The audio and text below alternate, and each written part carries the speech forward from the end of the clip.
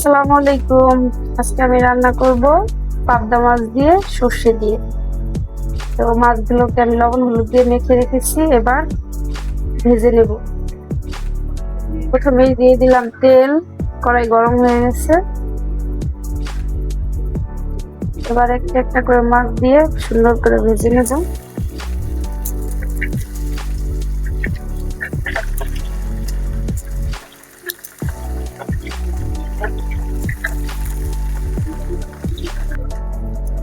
সুন্দর করে মাছগুলো ভেজে নিয়েছি, এবার তুলে নেব।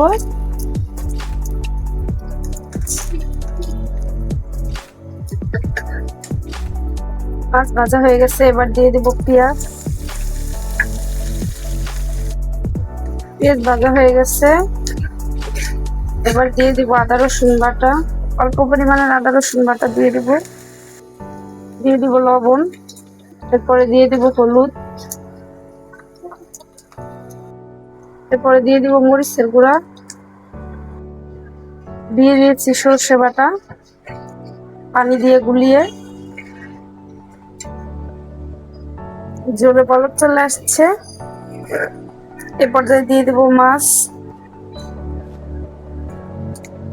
দিয়ে দিচ্ছি মাছ,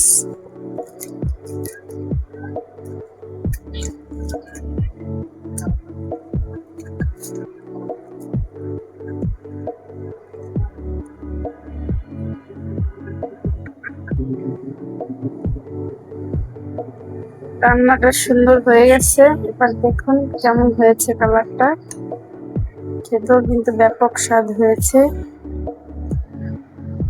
কেমন হইলো রান্নাটা কমেন্ট করে অবশ্যই জানাবেন।